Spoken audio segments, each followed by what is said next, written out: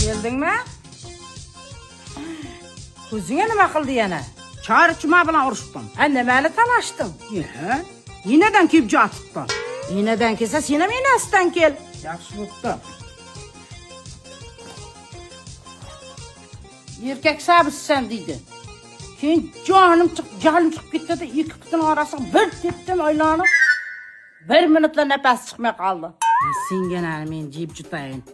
Qiz bo'lmaygana ketgan. O'g'il bolalar bilan o'ynaysan, noqqal. Qizlar bilan o'yna. Yaxshi bo'pti, endi shunday demaydi. Ay, sen ham uyga qara, kunning ozog'i jurasan daydib. Bitta molni bahana qilib. Mana yoqlarda jishtir. Kechasimi, kunduzimi hokim kirib kelib qolishi mumkin. Endi bir kam qarg'animda isqirt uy degan nom olmayman men. Bildingmi?